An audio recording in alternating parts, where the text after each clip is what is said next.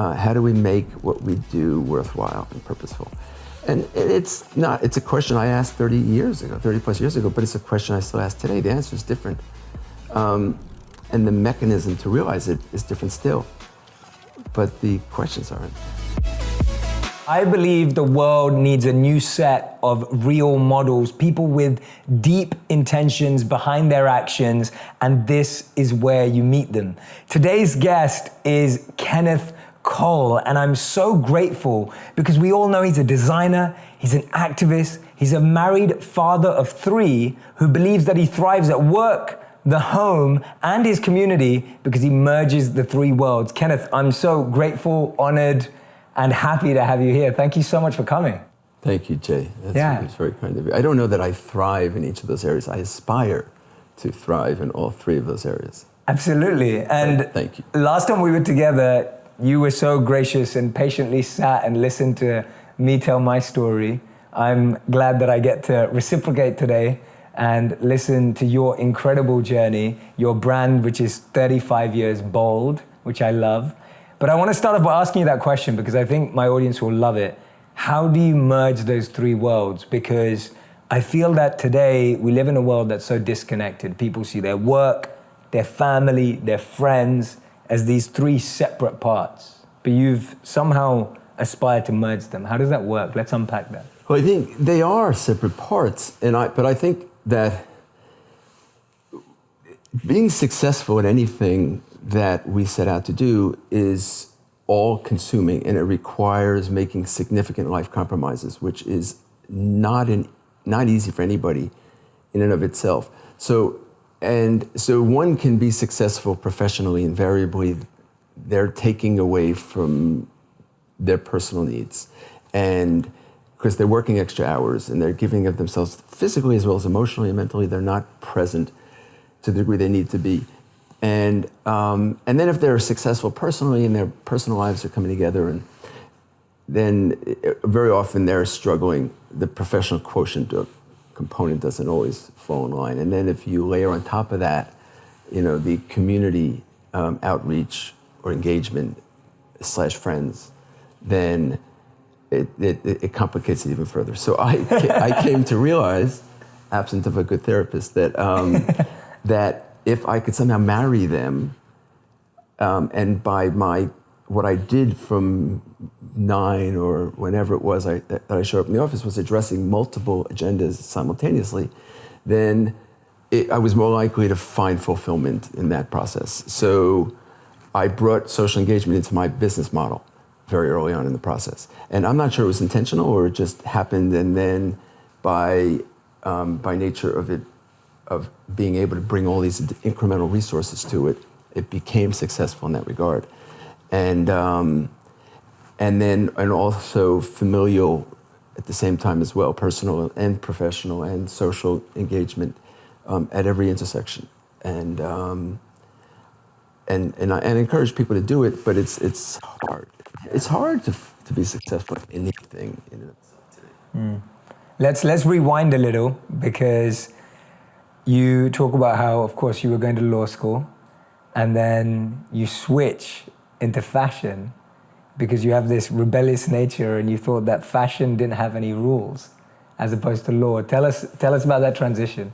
So I was going to go to law school because I didn't know what I wanted to do, and I think I'm all about creating alternative paths. And so with a legal education, I could now have one more set of opportunities, hopefully, to look forward to. But in that process, my father had a small shoe factory at the time in this very depressed area of New York called Williamsburg. I love how it's changed. And boy, has it changed. So then, so I worked with him one summer, and I kept navigating to the pattern room, to the design room, because I was fascinated, because that's where it all happened or didn't happen. And if the product was distinctive and specifically appropriate, business would reflect it. And if it wasn't, it wasn't. So that's where I kept finding myself. And I learned how to make shoes. I learned how to make patterns. I learned how to, taught myself how to draw technically, which I hadn't up until that point. And I realized quickly that law is about it's a book, and he who learns it the best goes the furthest, and he who can interpret it the most successfully realizes the greatest rewards. Whereas in business, you pretty much write your own book every day. You write your rules. And in the fashion business specifically, the further those rules are from anything written before you, the more likely it is that you'll be successful. So there's no boundaries. So, we're taught as children to draw within the lines, but you realize in my business that the success usually is outside those lines. So, and I was fascinated with it, and success was relatively, reasonably short in coming, or rewards from that. Success is a difficult word for me to, but. Why is it difficult? Explain that. Well, only because it's so subjective, and success in what was successful yesterday only defines new boundaries for tomorrow. So, and we can't kind of lose sight. We can't harbor over what happened yesterday, because then we fail in our ability to do what we need to do tomorrow. So, but we can get to that. Let's get to that. So, I realized that the shoe business at the time specifically was fascinating to me, and there was essentially no boundaries. And you take this shoe, this object, and you can transform it in so many different subtle ways, and sometimes even the most subtle ways make the greatest change and impact the greatest. So.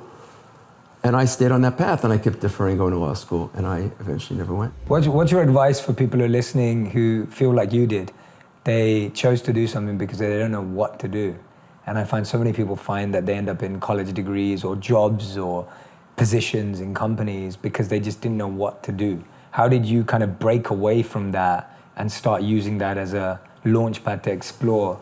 Well, I don't know that I broke away from it. I still sometimes wonder if I know what to do, but I knew that what I was doing felt good, and I knew that I could do this in a way that could be meaningful in some way, and I knew I needed to explore it further, and in law school I could probably always do, and my interest in law really was just to create more opportunities for myself, and I found that I was on a path that was fulfilling just to a degree. So I just stayed on that path. Right, and you ended up posing as a filmmaker to be able to sell shoes at the beginning. Tell us about that. Introduce us to that story, because I love it. So I left that working with my father after a couple of years, and I wanted to do my own thing. And it was a hard decision, but I knew if I didn't do it then, my life would only get more complicated as I got older. And I was still single, and I had no real obligations in the world. So I had a little bit of money, but not enough to start a business, and very little bit of money. So, there wasn't these mechanisms in place like tech world has today, where you can do a raise, and you can outsource, and you can crowdsource, and you can find all these resources. I didn't have that. So GoFundMe, yeah. Right. So I wanted to start a business that was more personal, and so I left what I was doing, and I needed to, I named the company, I set up a company, I named it Kenneth Cole, because there weren't these search engines then where you could make up a name and find out if it was ownable. Sure. Because the process invariably took 18 months before you knew if there were objections, and then you had to address those objections, and then maybe you'd win or you'd lose, and you'd have to rename your business. So you could almost always get your own name registered. So I named the company Kenneth Cole. And I ran to Italy knowing I had a better chance of getting credit from an Italian shoe factory that needed business than from an American bank that didn't. And so I found a couple of factories, and I found some people over there that wanted to help me. And I designed a line of cool ladies' shoes. And then I came back and had to sell them. And there was a trade show at the time, the New York Shoe Show is what it was called. And then at the time, and in that process, you had two choices. You could take a room at the Hilton Hotel, and there were about 1,100 other shoe companies. And there was 30 floors, 30 some odd companies per floor, and the buyers would come and they'd walk all the floors. Not very distinctive, not very differentiated, and not without cost. So, and then the other option was to take a big fancy showroom within a 2-block radius of the Hilton Hotel. Clearly, I didn't have the money or the time for that either. So on a whim, I called a friend who was in the trucking business, and I said, if I could figure out how to park one of your 40-foot trailers across the street from the Hilton Hotel, would you lend it to me? And he said, sure, jerk. This is New York. You can't park a bicycle for 10 minutes, let alone a truck for 4 days. I said, if I could figure it out, will you lend it to me? He says, if you could figure out, I'll help you decorate it. So I called the mayor's office, it was Mayor Koch at the time. I said, excuse me, Mr. Mayor, how does one get permission to park a 40-foot trailer on the corner of 6th Avenue, 56th Street? On December, first week of December, sorry, son, they don't. This is New York. We give permission only under two circumstances. If you are a utility company servicing the streets, AT&T or Con Ed, or if you are a production company shooting a full-length motion picture, because we were going through an I Love New York campaign in the early 80s, and we probably still are today. So I said, thank you, Mr. Mayor, hung up the phone. That afternoon, I went to a stationery store, changed the letterhead from Kenneth Cole Inc. to Kenneth Cole Productions Inc., filed for a permit the following morning with the mayor's office for permission to shoot a full-length motion picture called The Birth of a Shoe Company. I opened for business on December 2nd, a week later, 10 days later. And I had 2 New York policemen as my doormen, compliments of our fine mayor. And I had Klieg light stanchions, and I had a director, and sometimes it was film in his camera, sometimes it wasn't. And we saw every important buyer in New York. The more important they were, the longer we made them wait. And we sold 40,000 pairs of shoes in 2.5 days. There was a phone booth on the corner. That was my line of connection to the source, the factories. And I was changing the orders from high heels to low heels to red to blue, and delivered the shoes in 6 weeks. And I tell that story still because it speaks to the importance of resourcefulness and problem solving. The best solution is rarely the most creative. It's rarely the most expensive. It's almost always the most creative. And the company, by the way, went public 10 years later, traded on the New York Stock Exchange. It was KCP, Kenneth Cole Productions. And we stayed public for 20 years. We just recently went private. I love that story. I mean, what you just said there, the amount of people that only see the blocks. I mean, the fact that you called the mayor up in the first place, and the mayor actually picked up. No. There was somebody in his office. But the nuance there, by the way, is not, can I park the truck there? Because the answer would have been no. The question is, how can I park the truck there? Yes. Under what scenario? And in that question was the answer I needed. So, and I figured out what I needed to be in order to be able to do what I hoped to accomplish. So, and if he had said no, if that wasn't, we would have probably found another path. But. No, definitely. And that's what I love, that today I feel there's, especially for everyone watching, and I hear this so often, that there's just, oh, this doesn't work. Or I tried this, but that path had a block. Or we went down this road and then it got cut off. And I feel like a lot of us are constantly finding excuses or finding blocks more often than what you just said. It was just about asking the right question. Right, asking the right question to the right person in the right way. And call a restaurant. Do you have availability? No, but under what scenario could you have availability? So, do you still practice that today? Do you have to still practice that? Has that energy stayed? I do that in the ordinary course. Okay. But because there are inherent obstacles in everything we do. So the question is, how do we get from here to where we need to in the most efficient and productive way? And an appropriate way, by the way. I don't seek to do anything that's inappropriate. Sure. Nor was what I did that day inappropriate. But although I do note that today, the mayor's office is much more careful in how they issue permits, because I've told this story so many times. But based upon the rules as they existed, I wasn't inappropriate. In fact, that movie never got told, unfortunately, but in this world of content creation. But do you have any of the footage? Well, some of that footage actually is on our company website. Yes. And also, I think, on our company's Instagram, some of the original trailer footage. That's brilliant. If anyone listening right now, watching, does not get inspired by that to figure out a way to their goal, I don't know what will. There's so many elements in there where you had to just make it work, call a different person. And the fact that you were ordering, like you said, now we have technology, now we have social media. You were standing next to a payphone to make your orders. Right. Like that. A lot of quarters. Yeah, exactly. Yeah, stacked on top, exactly. Just keep going there. And I just feel like that resourcefulness is something that's so useful today as a skill. And we have more resources to be resourceful with. Right. But it's the mindset. It's a totally different world today. And the obstacles, the objectives, the challenges are just different. What are the challenges today? You speak to people in my business today and they say, everybody everywhere is a competitor. It's too hard. And because everybody who offers product is available to everybody everywhere. There's literally an infinite amount of alternatives because by the time you get halfway through that list, there's twice as many that have since been created. So, yes. And so, but I make the case that there's also twice as many, infinite amount of opportunities as a result. So you can look at the obstacles, you can look at it from another context. And everybody who makes shoes or fashion everywhere is a competitor, but everybody who consumes fashion or product everywhere is a customer. Absolutely. So, it's a different time, but we just changed and kind of refocused the lens through which we see it. And it's something that we do every day. How do we make an impact in the world? How do we make a meaningful impact in people's lives? And how do we make what we do worthwhile and purposeful? And it's a question I asked 30 plus years ago, but it's a question I still ask today. The answer is different. And the mechanism to realize it is different still.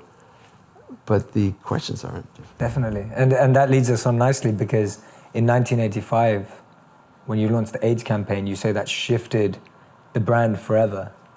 It was such a huge moment for the brand. What were your answers to that question 30 years ago? Yeah, because,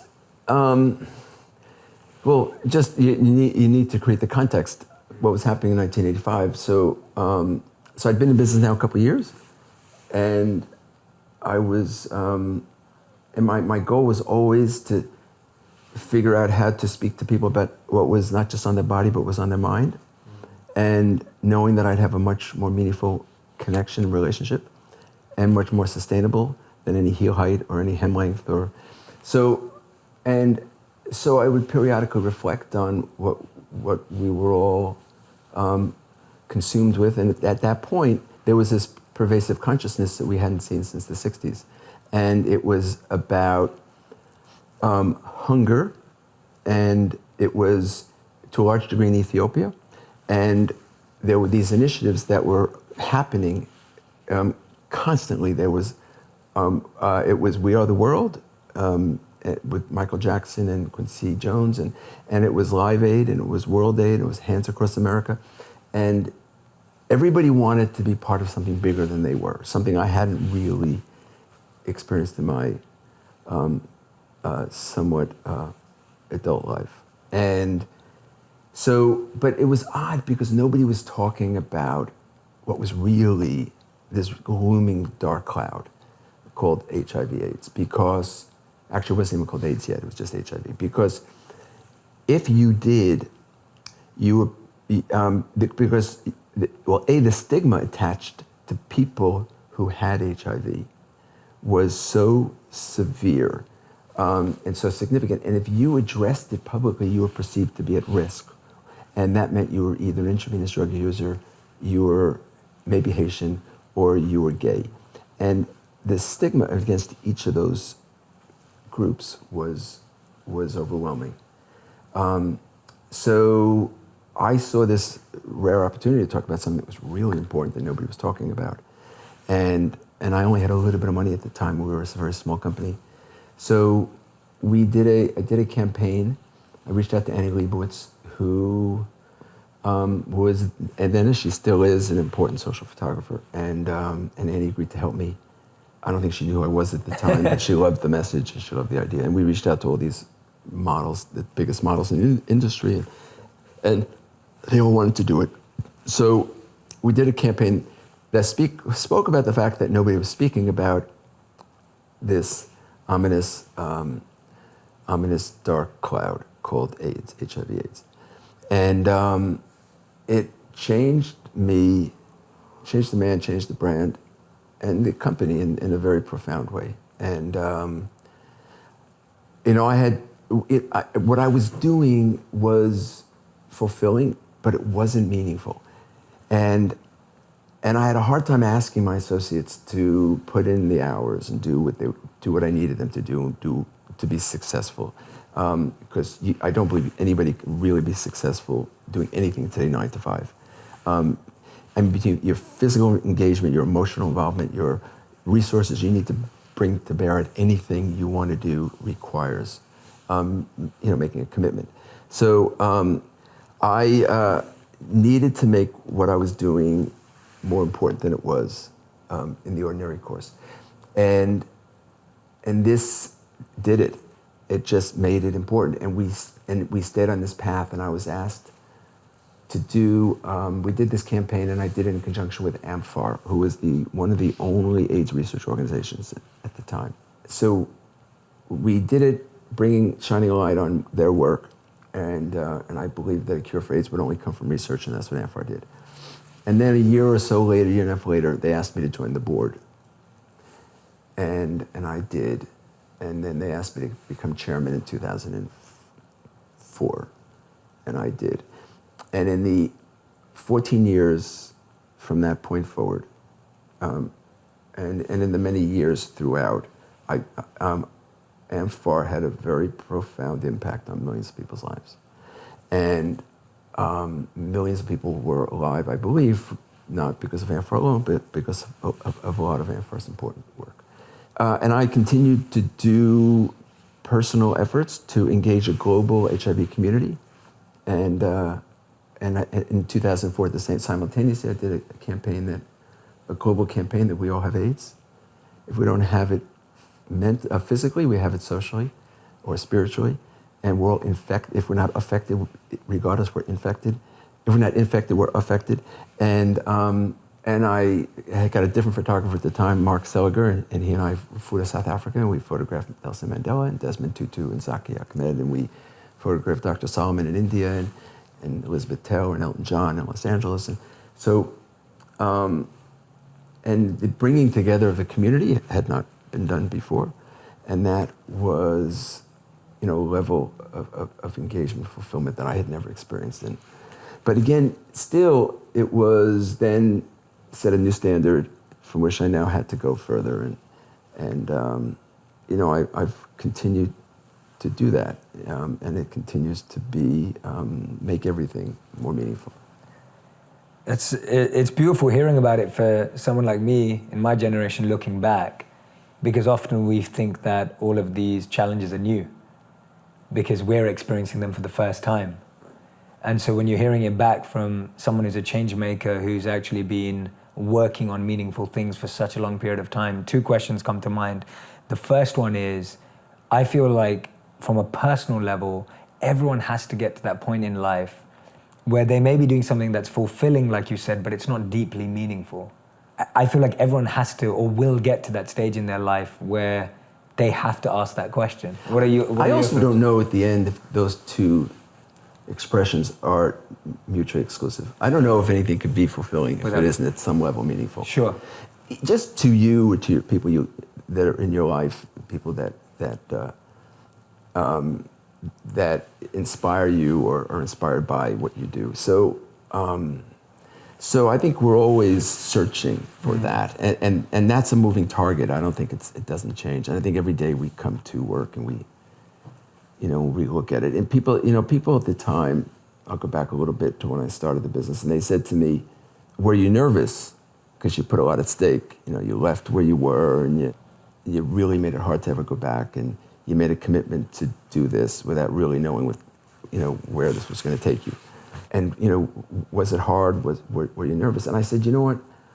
I never really thought about that scenario. I never thought about it in that regard, about failing.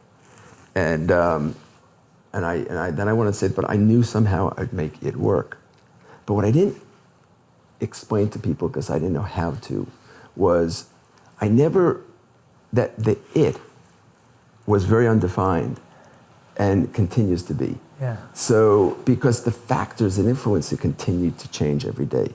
So, and I knew I'd figure out how to stay relevant and how to have a reason to exist. And that, the need to do that, still exists today, 35 years later. And that was my second question, that seeing as you were asking these questions 30 years ago, you were thinking about this stuff 30 years ago, do you think that we've gotten closer to a more evolved world where people are asking these questions more often? Or are we going backwards? Are we still in the same place? Or is it always the same cycle? There's a beautiful quote by Mark Twain where he says, history doesn't repeat itself, but it always rhymes. And so I wonder, how does that fit into this? Where does that thought process fit into this? So, I think that we need to learn, we need to know what the past so that we know how to contextualize the present and the future. So, and in fashion, I was always obsessed with the universal alternatives. And not so that I knew what to make, but often so I knew what not to make. And nobody needs what's there. So, but absent of knowing what the current existing alternatives are, you don't know how to create a creative, innovative alternative.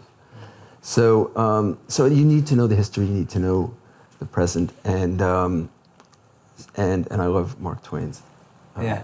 So me too. Huge fan. Right. So I think it's we reflect on it often. At the time when I started doing my work with Amphar, there wasn't this collective, I forget what they called it at the time, corporate social responsibility. It just was something that seemed right to do. There wasn't a name for it, and there wasn't a classification, a characterization of it per se. Maybe it was philanthropy at some level. And then, interestingly, I learned over the years, and partially from my daughter, my middle daughter Amanda, who was obsessed with not that we're doing philanthropy, because philanthropy was something that, or community engagement was something that you should do and everybody did. But it became about not just what you did, but how you did it and the impact that you made.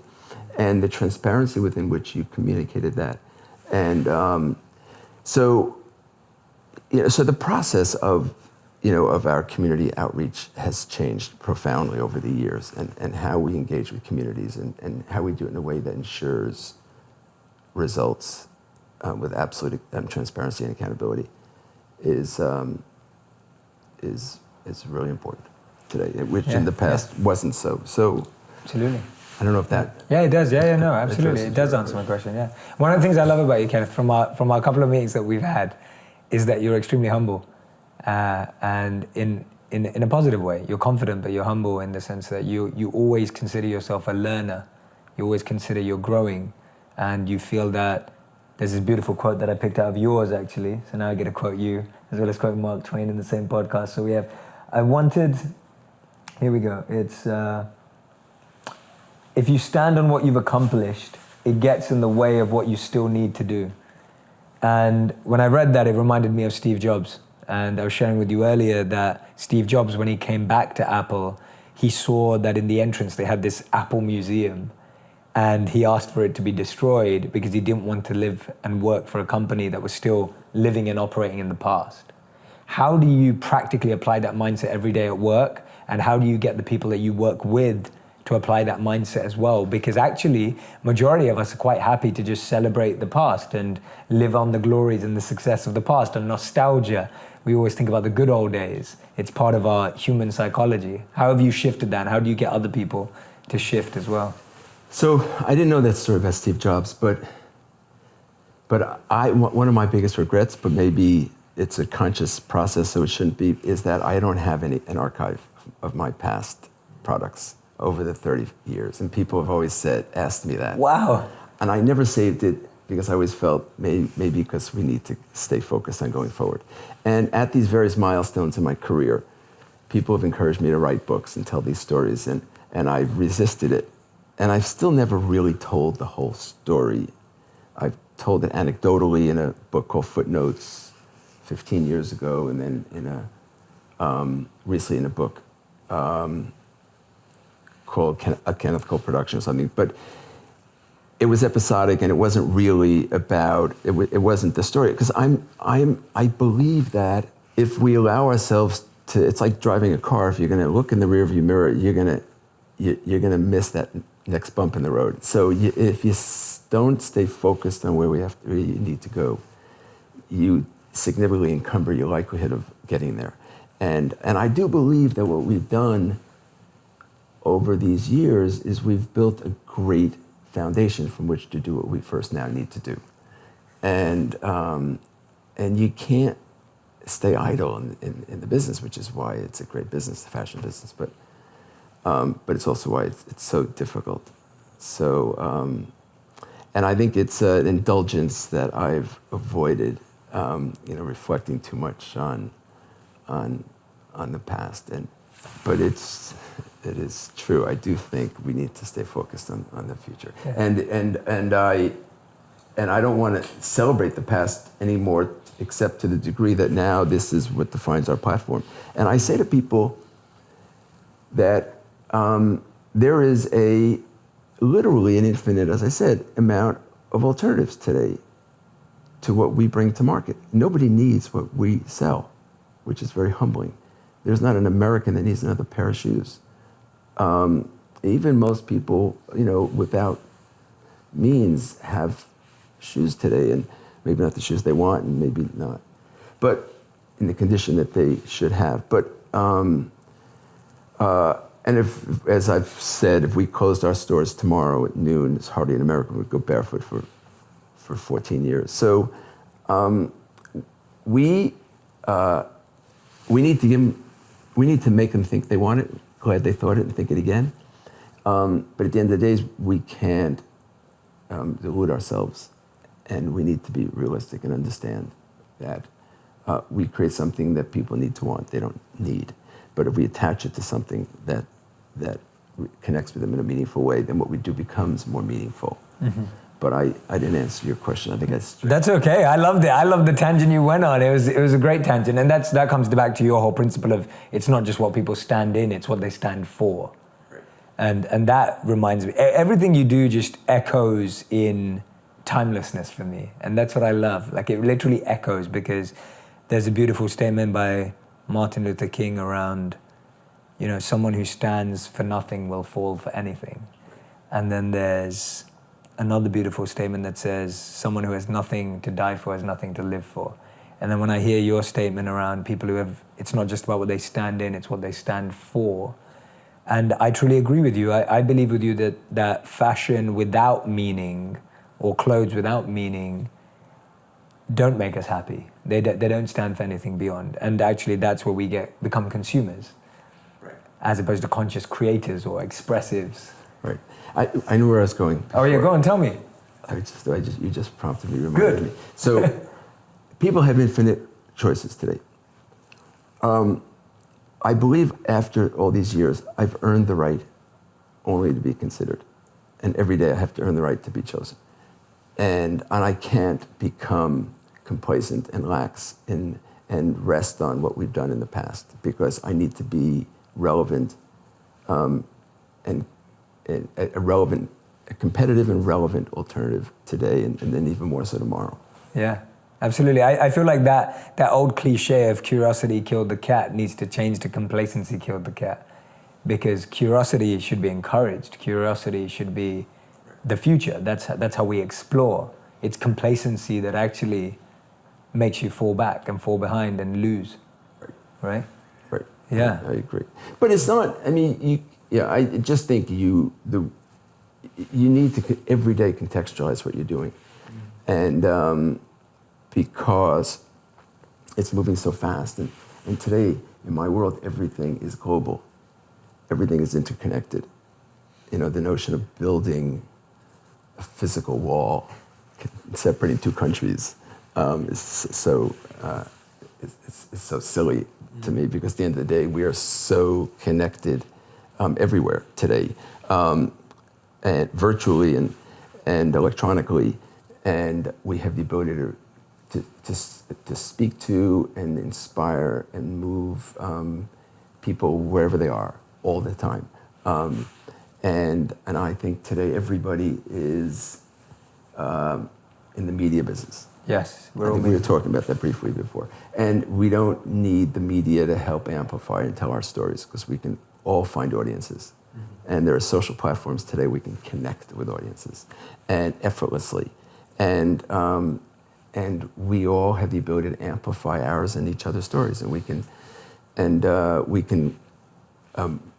align with and build an even bigger platform, and people can get together and we can retweet and repost, and there's no end to how far we can effectively proceed in that regard. Yeah, and I love that about you. And anyone who's listening or watching right now, you should definitely follow Kenneth on Instagram, because I find that you're extremely witty. It's extremely relevant. It's beautiful to watch, because I find so many executives, CEOs, founders don't necessarily manage their own accounts. And there's like a million layers between the individual and then what actually gets posted. Whereas with you, it's very close, it's very authentic, it's stuff you're thinking about, it's things that are fresh off your mind. And I found that refreshing when we met, because I know that as someone who's extremely busy, involved in so many different things, for you to even find time to post on Instagram, but you do, and it's meaningful and it's witty. It's not just putting out a corporate stamp. And that's what I love. You've been able to differentiate the man and the brand, as you said. Yeah, and that's partially how I was able to do it, because we've gone back and forth. And so the brand tells the business story, and I tell my story. And I don't take what I do seriously. I take the world seriously, but I don't take what I do seriously. And what do you mean by that? Well, I think that nobody needs what I sell.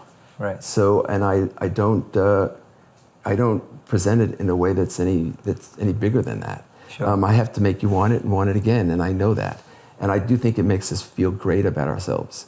And I do think that wardrobing, one, is an extraordinary privilege, and I don't want this to be misinterpreted, because I think when we wake up in the morning, we have a clean slate. We have the ability to represent ourselves to the world every day on our own terms, unedited.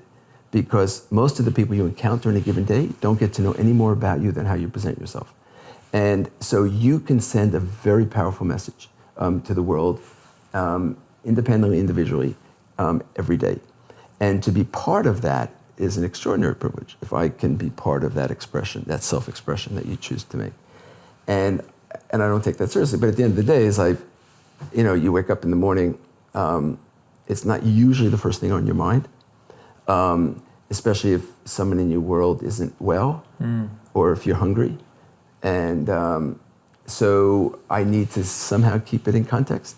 So, and as I've often said, I can't change the world alone, but I can be an accessory. I love that. So, I love it. And hopefully I'm enabled and allowed to do that and empowered to do that. Yeah. In your spirit of always being a learner, you told me a beautiful story about how you've been learning even from your daughter. And I wanted to just share that with context of just how you've recognized this ability to learn from everything and everyone around you.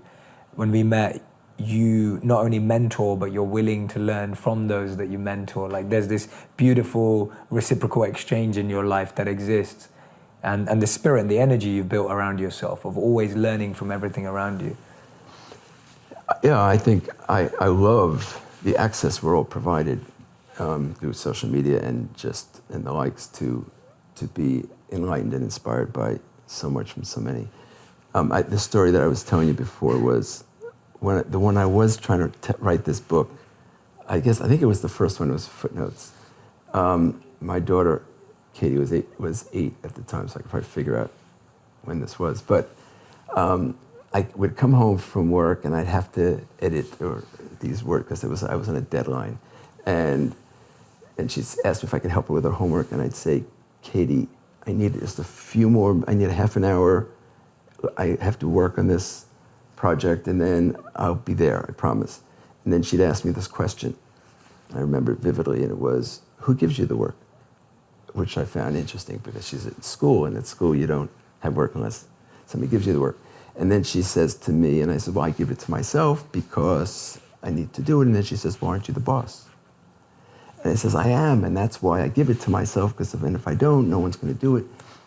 So I'm thinking to myself, it was an opportunity to share an important lesson with my daughter. And then the next day, the same time, right after dinner, Katie says to me, so can you help me with this other project? And I said, well, I can, but just like yesterday, I need a little bit of time, and then I will be there, I promise. And then this time she changed the question. She says, aren't you the boss? And I'm saying to myself, I just answered this question. And I said, yes, but I have to do it. And then she says, well, who gives you the work? And this went on for 3 or 4 days. And then and it was the same questions each time. And then I saw this spiritual advisor of mine shortly after that. And he says to me, how is Katie? And I said, it's funny because we went through this process, and she asked me to help her, and I was working on something I had to get done, and she says, aren't you the boss, and who gives you the work? And then after several days, she kept asking the same questions, and I said to him, it's amazing, she just doesn't get it. And he said to me, or you don't. She spent a week trying to teach you a lesson, and you clearly still didn't learn it. And the lesson is that we make these choices. And I was choosing to prioritize them over her. And it wasn't, I had the ability to change that, and I was choosing not to. So, but we are empowered to do most of what we do.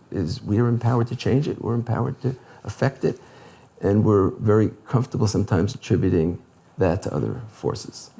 Absolutely. Always removing our own accountability somehow. And thank you for sharing that. I know it's definitely an open and vulnerable share, but it's so important for us to recognize that we are accountable, we are responsible, especially those of us who have created lives where you are working for yourself. And I find myself in that trap all the time, that I love what I do, I'm blessed to do what I do, I feel very fortunate to do it. That means I do it all the time, because you feel so fortunate and blessed to be able to have that privilege. Yeah, and then you do it in a way, your beautiful wife works with you, and it's part of what you do at home, it's part of what you do, is your career, you're emotionally vested in it, and you're professionally committed to it. And which is why you're so inspiring to so many of us, because you offer us so much in that process. You're very kind. No, that's beautiful. I wanted to ask you, what have you done has there been a Kenneth Cole daily ritual, a daily aspect of your life that has been there throughout, or is there a new one? Does it change every few months or year? Has there been something that you've done, asked yourself, practiced on a regular basis, even if it's not daily, weekly, that you feel has been a cornerstone for your success, both internally and externally? When I sit with you, I feel I'm with someone who's both internally and externally successful, however you define that word, but someone who's accomplished on both levels. So has there been a cornerstone practice that's always been there? I don't know how to answer that question. What I've often said to people is that the best part of what I do is that over all those many years, there's been no 2 days I've done the same thing. Because I'm touching so many aspects of the business, and I'm touching the customer in so many different ways. I've often said that I need to put myself in the customer's shoes in the hope that they'll put themselves in mine. But I'm not, and I don't have a ritual.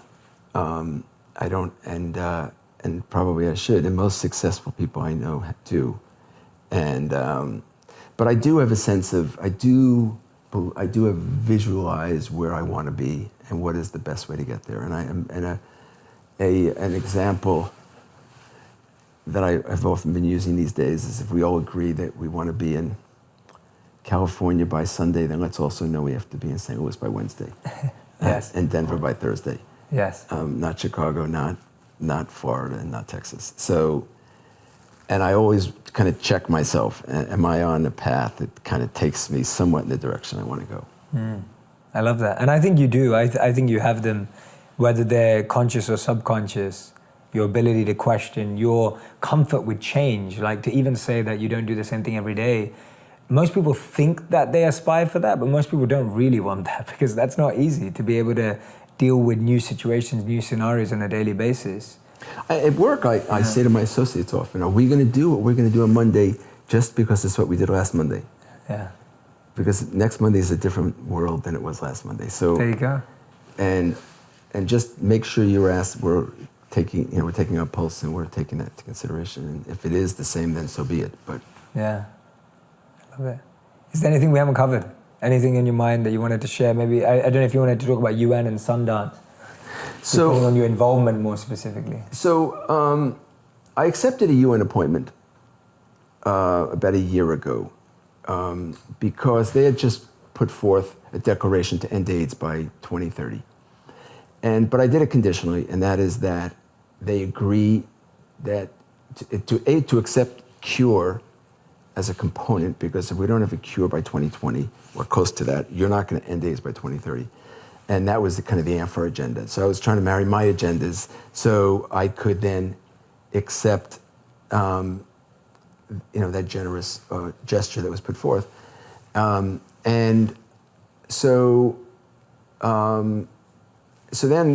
then how do we bring other resources, and how do we get the community aligned on, and with a clear sense of deliverables and focus on very real, precise outcomes, and how do we articulate what St. Louis looks like, and how do we know when we're in LA?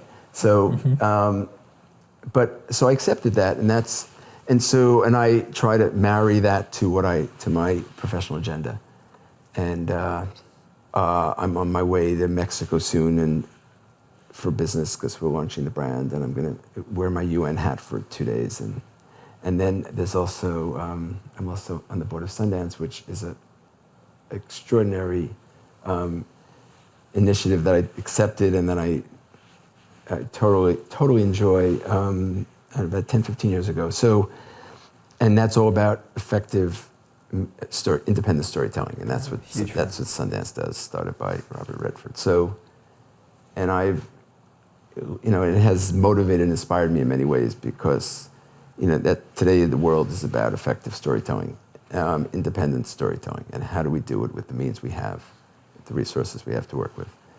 And so I marry that as well to what I do. And there was one initiative, actually, I want to tell you if I may. Yeah, please. Of course. So there was another, so we launched AMFAR. We launched the AIDS campaign in 85. I joined the board in 87. About a year or two later, I had a business dilemma. That we needed to be able to sell shoes in our stores without selling them off price. And we came up with this great strategy, this great plan. And that was to do a campaign to encourage people, to give people a discount off of the shoes based upon them doing something socially important and meaningful. And I looked around, and there was an unsettling amount of homelessness that was overwhelming New York City at about that time. And first of all, people think homelessness is embedded in our economy and in our infrastructure. It's not. And, homelessness, to a very large degree, didn't exist in this country until the Reagan-Bush years, when the social safety net was withdrawn. And but now you had this population that was growing, and it was overwhelming many of us in these urban centers. Politicians didn't want to address them because they didn't vote, usually, and businesses didn't address them because they didn't consume. So we did a campaign which said, bring in a pair of shoes you don't wear for someone that will, and we have a picture of a homeless person, and we'll give you a 20% discount on a new pair. So we've said now to people, That's beautiful. We motivated them to do what was in their heart they would feel good about doing at a time when they would not ordinarily do it. And it was the month of February when our stores now had all summer product, and it was still 10 degrees outside because the weather hadn't changed, even though we had changed our inventories. So, and we started what became known as a shoe drive. And later on, there were coat drives and there were clothing drives. None of that had existed at the time. Wow. And over the years, we collected several million pair of shoes. And then we'd find populations. My wife was running a homeless organization in New York, and she kind of always kind of encouraged and inspired me, and still does, called Help USA, which was originally founded by New York's governor and my brother-in-law, Andrew Cuomo. So we would collect these shoes, we'd give them to help residents, and then we'd find other residents, other individuals that could benefit from the product, from these shoes. And then it became, over time, it was from a couple of days in February to a week or then 2 weeks. And it wasn't just New York, it was all of our stores around the country. And it wasn't just shoes, and it was clothes and accessories. So we collected several million pair of shoes over a period of time. Then all of a sudden, Haiti earthquake comes. And everybody is emotionally overcome and distraught and agonized. How can people so close to us be so devastated? And how, in fact, we come to realize, had they been so devastated even before the earthquake, living in such poverty and be so underserved and in such need. So we changed the initiative immediately to a campaign to collect shoes and also funds for people affected by the earthquake in Haiti. We ended up raising a little bit, maybe $100 and something thousand, which is a lot, but not in that world. And I mean, you're talking about, a couple million people. And I took a bunch of associates and we went to Haiti. We figured out how can we somehow make as meaningful a meaningful impact as we can with the limited resources that were available to us to do it. And then we ended up needing to take a couple of trips because we couldn't figure it out. And eventually, we invested in a healthcare center with an organization called St. Luke's in Cité Soleil, which is the most overwhelmed and underserved and poorest population, arguably in the Northern Hemisphere. And to this day it exists, and to this day every year we raise funds to bring medical equipment or other things to that facility. And it's this other dimension to what we do. We solved the business problem, but in a way we created an opportunity to engage in a community in such a meaningful way. And associates come with us. We didn't go this past year, but we've gone every other year. And it's I find that maybe the greatest gift I've had after 35 years is I've been able to do what I love as a platform for which to do something that adds so much more meaning to what I love. And those opportunities continue to grow, and get bigger and more meaningful, not less so.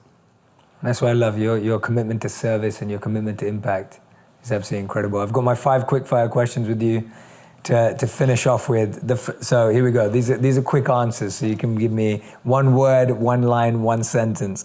If you could walk a mile in anyone's shoes, who would it be? Oh man, there's so many people who have inspired me along the way, but I will say Nelson Mandela. Okay, amazing. Your favorite guest that you could have over for dinner? I know there's a lot of people that you probably already had over. Assuming that Nelson is busy? Yes. Yes, assuming Nelson is busy. Maybe Martin Luther King. Okay, amazing. Biggest lesson you've learned in the last 35 years? That what I do is not who I am. Wow. That's a little more very different answer than the first 2. I was thinking that is something I often try to share with people because I think we often are blindsided by what we do in the bigger context. It's not. Favorite city in the world? New York. And your best piece of advice you've ever been given?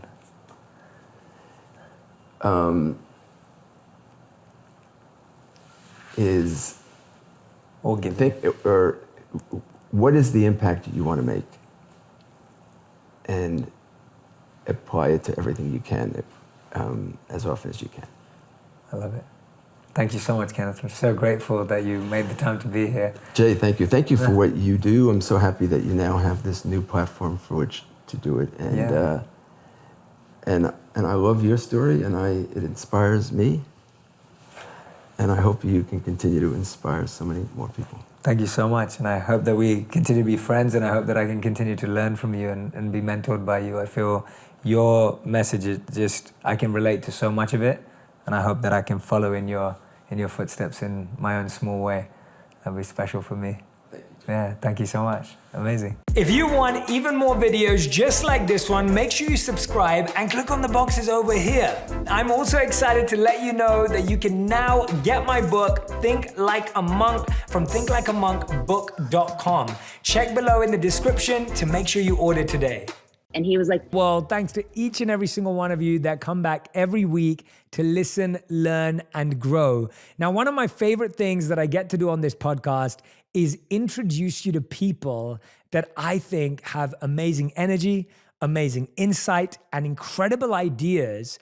And not just that, plans of action, strategies, techniques, and journeys that when they share them with you, you'll be able to follow in their footsteps, you'll be able to feel inspired, and you'll be able to innovate and start living your passion today. And today's guest is going to help us do all of those things.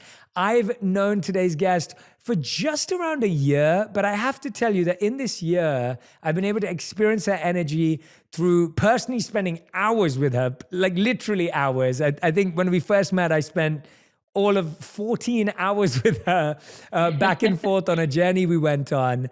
And then across messages, phone calls, and she's extremely personal, has phenomenal insights for your growth and journey. And today she's here to talk about her incredible book, Believe It. Our guest today is Jamie Kern-Lima, founder of It Cosmetics. And today we're going to talk about how to go from being underestimated to being unstoppable.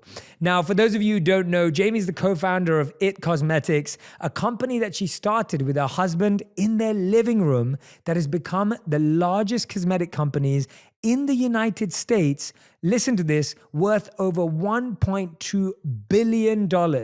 As the first female CEO under L'Oreal, she's an outspoken proponent of female leadership and professional empowerment. And if you don't already know her incredible story, you're in for a treat. Jamie, welcome to On Purpose. Jay, thank you so much. I am so excited to be here. It's such an honor, and I can't wait. Thank you. This is so fun because I feel like I remember the journey when we started talking about your book and we started talking about what you'd accomplished and the incredible journey you've been on. Now, first of all, I think it's important to say, and I really mean this, even though you're a friend and you know, we live in a world where we're surrounded by people doing amazing things. It is important to say that what you've done is truly historic. Like, it is historical. We shouldn't underestimate it. We shouldn't just pass it off. We live in a world today where you hear numbers all the time and everyone's like, oh yeah, this company did this and this. What you've done is historic. And I just want to take a moment to recognize that as your friend, as an interviewer today, and for our audience, because you're about everyone who's listening right now. And when you go out and get the book, you'll read about it. You're hearing about a journey of someone who was the underdog, someone who didn't have all the possibilities and access in the beginning, but someone today who's having such a big impact on people's lives. So, Jamie, today we're going to go through the journey in a different order. I want to start with what I saw the other day, because I really want to, give testament to the book. I saw a video on your Instagram the other day where you were unboxing the book with your husband and your daughter. And it was a super emotional moment. Now, you've achieved a lot of things in life. Tell us why the book was so deep and personal and meaningful after everything you've been through. You know, Jay, I watched my daughter open the book, and the thing that I felt, and my husband started crying, and he never cries, and he was crying. I think this is what it comes down to is, when you Google my story, you see, oh, Denny's waitress becomes $1 billion entrepreneur, and it seems like such a fairy tale. And after years of having so many women DM me on Instagram saying like, oh, did you get lucky? Or, I wish I had connections like you. I kind of realized that if we don't share the real stories behind the stories, like all the real stuff, then people feel alone in their own rejections or setbacks or, self-doubt or not enoughness. And watching my daughter open the book was kind of my proudest moment, because this is the first time ever that I've ever just like pulled back the curtain and said, here's what really happened. And here's how the first 3 years of constant rejections happened. And here's how I got through them. And here's the things I did wrong, the things I did right.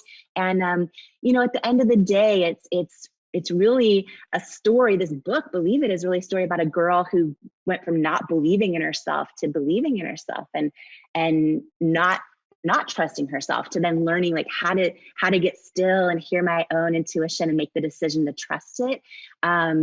And how to kind of go from doubting I'm enough to knowing I'm enough. And I think that why I got super emotional watching my daughter open it is because I realized, this isn't just my story. It's a story of so many people out there right now on their own journey of like learning how to believe in themselves and trust themselves and know they're enough. And so for me, it's the most meaningful work I've ever done in my life, because it's not about me, and it's just, I don't know, I'm honored. I think every one of us, and you are testament to this. Oh my goodness, every one of us has a story to share that if we're, courageous enough to share, it can really inspire everyone else on their own journey of like stepping into the person they're born to be. So yeah, it was a really emotional moment, and just proud for my daughter to see that. I want her to grow up and not doubt herself the way I did for many, many years, and to, learn to believe in herself too. And I'm just honored to have learned a ton of lessons that I can hopefully share with her and so many other people. Yeah, I'm glad you're doing that. What I love about this conversation already is everything you're saying is exactly what 99% of our listeners, our community, me a few years ago before I got started, like this is the emotion, that feeling we all had. We doubted ourselves. We were negative about ourselves. We thought that someone else got lucky. We thought someone else just had it handed to them. And so we judged them, or we had a different perception. But tell me about a time, or the times, when you felt you underestimated yourself. Because I think we've all been underestimated by people. And you put up a quote the other day on Twitter that I loved. You said, "You might be tempted to underestimate me, but let me save you some time. Don't." And I love that. I was laughing when I read that, but I know you, and I've spent time with you. And you speak about in the book times where you underestimated and doubted yourself. Tell us about what that really feels like, because I think people forget when they see you today, they'll be like, "Oh, she's probably been confident her whole life." And I know, as your friend and someone that you've been vulnerable with, that's not true. And so I'd love for you to share a bit about that. Yeah, so many stories, Jay. And this is something I think too, for anyone listening right now who's struggling with self-doubt and who like knows they're made for more, but still doubts themselves anyway. I think it's a lifelong journey for all of us, right? It's something that even to this day, there'll still be days where, maybe a friend I was counting on like didn't show up for me the way I thought they would. And I start, and it hurts my feelings. And then B, I go right back there. I'm like, okay, let me get over that. But there's so many moments. And I think us learning how to handle those moments and is key to everything. Because I think self-doubt like kills more dreams than almost anything else. One big moment that stands out to me, and there's so many that I share in the book, because I really want to share how I navigated things the right way and how I did it the wrong way and everything I've learned. But, I remember, a few years, well, actually, let me tell you a different one. So I knew ever since I was a little girl and sitting in my living room, I would watch Oprah every single day. And I always thought, one day I'm going to grow up and I'm going to interview other people. Like I want to share their stories with the world. I knew I was going to do that my whole life. I just knew. And I was finally working in my dream job in my 20s and 30s as a news anchor. telling other people's stories. And I thought like, oh, and I went through this big season of setback where I got a hereditary skin condition called rosacea, and there's no cure for it. And I would be live anchoring the news, and I would hear in my earpiece from the producer, there's something on your face. There's something on your face. You know, can you wipe it off? Can you wipe it off? And they were having my back. Like they were great, but I knew there wasn't anything I could wipe off. I knew it was this bright red, because my skin would get bright red, all bumpy and like sandpaper texture. I knew I couldn't wipe it off. I knew it was the makeup breaking up under the hot lights. And so I went through this season of just trying to find every product out there that, you know, and nothing would work for me. And I thought that I was in this season of setback in my life. And what I'd later learn is our setbacks are often our setups for something that we're supposed to do next on our own calling and our own purpose in life. But at the time, I was in this season of self-doubt, where my inner critic was really getting loud and taking over. And there'd be so many times I would be, you know, live on television, and I'd be thinking thoughts like, are viewers changing the channel? Am I going to get fired? And I went through this big season of self-doubt. And then I had this, you know, moment one day, this really strong gut feeling where I was like, wait a minute, if I can create a product that actually solves my own problems, I bet you there's so many other people out there that, like me, their whole life, they've seen these beauty commercials on TV or in magazines that show perfect skin. They've never seen anyone that looks like them. And I always aspired to look like those ads. They always kind of made me feel like I wasn't enough deep down inside. But I realized, wait, I've never seen anyone that has a skin challenge. If I can create a product that works for me, I bet it's going to help so many other people. And then I had this wild, crazy, God-sized dream. I was like, what if I just redefine beauty and the whole beauty industry? What if, and I'm sitting there, right, as a broke news anchor, because you don't get paid much at all in journalism. I'm sitting there, I'm like, if I launch a product that works, what if I put real women, every age and shape and size and gender identity, everything? What if I, you know, and I call them beautiful and authentically mean it? And that's who I use as models. And I had this whole big dream.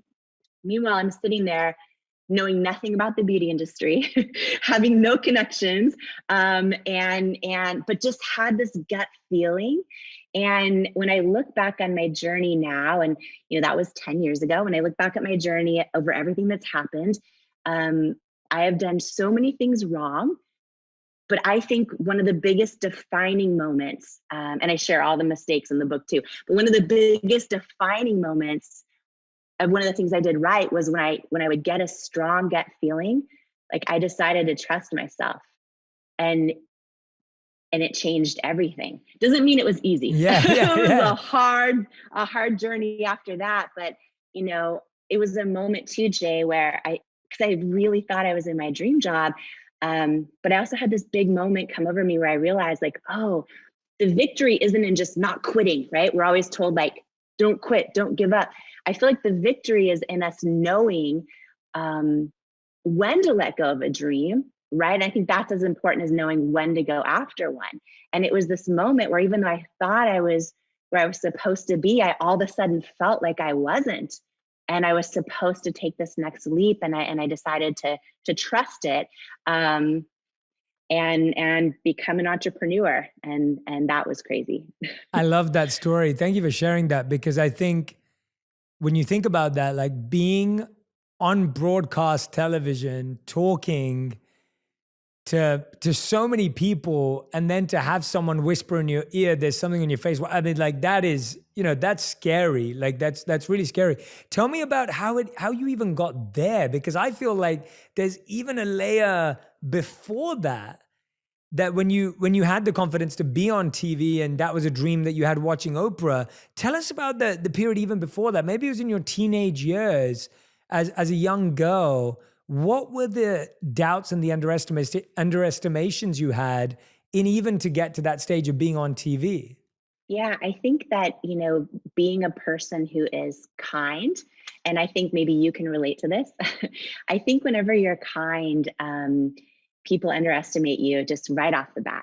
And so that's been something that, is important to know, I think, your whole life. But, I was always underestimated for that, but I also always had this kind of internal knowing. I'm actually curious if you've had this, but you can tell I want to interview other people. That's like my whole thing. That's not happening today. About you. I'm not letting you. Okay. I'm not letting you. Okay, well, one question, because maybe your listeners can relate to this, or maybe even remember this moment. But I was 9 years old when this happened, and I remember watching Oprah on television, and Barbara Walters said to her, asked her a question in an interview, and Oprah said, "I always knew I was destined for greatness."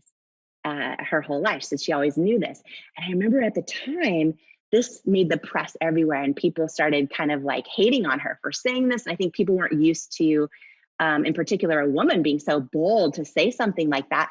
But I remember being a 9-year-old little girl, and even though, and I think we all deal with underestimation, I also remember having this feeling when Oprah said that, when Oprah said, "I've always known I was destined for greatness." I remember sitting there as a little girl going, "Me too, me too." And I would literally see what's possible through her sharing her own story and her sharing her own vulnerabilities.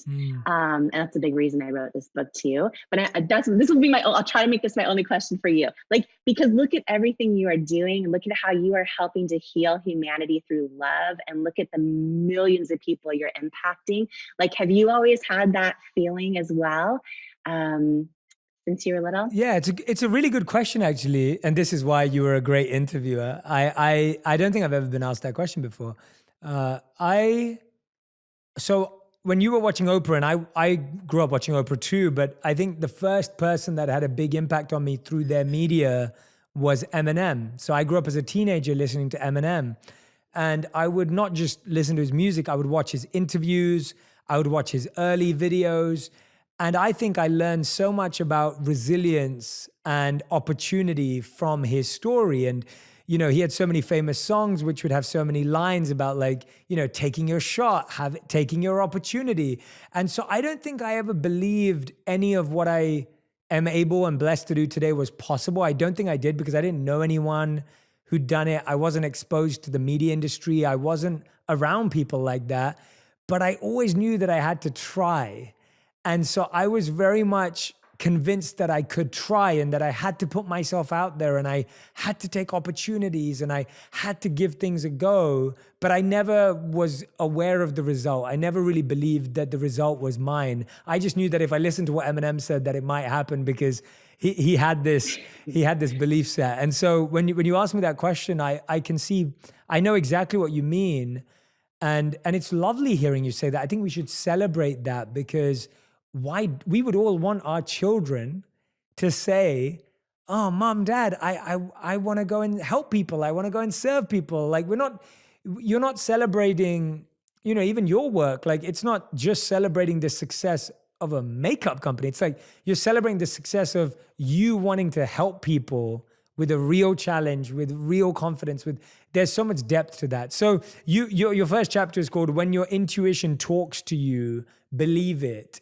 How do you know you're hearing your intuition? Because I feel that for so many people today, it's got so quiet, and you're mainly hearing just noise and your parents and your family. How do you know when you know it's "Oh, that's my intuition"? How do you know? Yeah. I'll ask you later if you bleached your hair like Eminem, and if you were Slim Shady and went through that whole phase. We'll have a combo offline. But I love that, he was someone in your life that you turned the volume up on and were inspired by. And I think that's huge. So, intuition, when your intuition talks to you, believe it. I have learned, Jay, time and time again. And I believe, by the way, every one of us has an intuition and a knowing. And I believe that our knowing is always right. And I think that exactly to your point, I think all of the noise of everything around us, of self-doubt, of our inner critic, of, our friends and family who love us, but don't get our dreams or our hopes because they're seeing it through the lens of their own fear or their own experiences. And all of that can become so loud that it's this huge barrier almost of self-doubt it reminds me of like when you're on a flight and you see all these clouds below you. It's like we're walking through life with all these clouds of self-doubt. And sometimes it's so hard to like penetrate through them and hear our own gut and our own internal knowing. And I think a lot of people have lost touch with it and haven't heard it for a long time. Absolutely.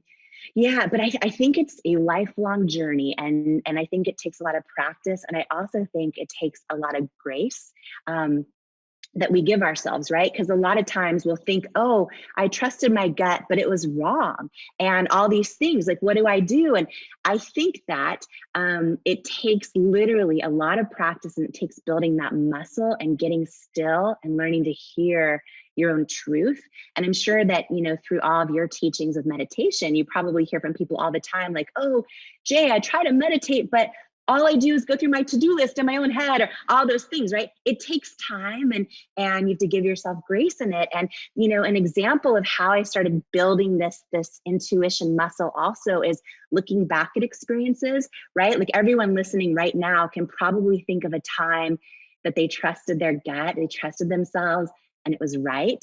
Or they can probably think of a time when, oh, I had this gut feeling that this person I was dating was super sketchy, but like I didn't listen to that gut feeling, and I was like, I should have, right? We all kind of can look back and build this muscle. And, you know, a big powerful story that happened to me that I think is a universal story, because so many of us go through different variations of someone else telling us we're not enough, or someone else telling us we're not the right fit, or someone else telling us we're not qualified, right? And sometimes it's ourselves telling ourselves that too.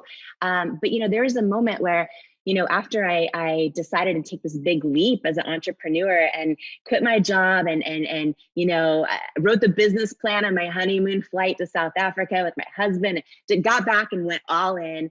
And I just thought, Jay, I thought, oh, if I can just create a product and it's amazing and it works, like it's just going to sell. And thank goodness I didn't know how hard it was going to be an entrepreneur, or I may have second guessed myself. But, you know, we poured every penny we had into creating a product and hiring an advisory board.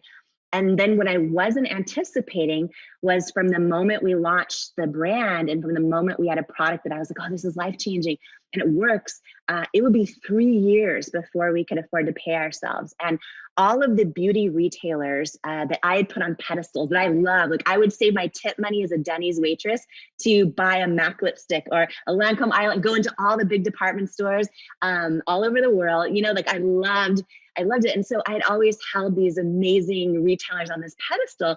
And now I'm sitting there with my own company thinking like, oh, the product works, they're going to love it. And every time I would send my product to all the department stores, the beauty retailers, QVC, everywhere, they all said no, unanimously. No, you're not the right fit. Your packaging's not nice enough. And this went on and on and on.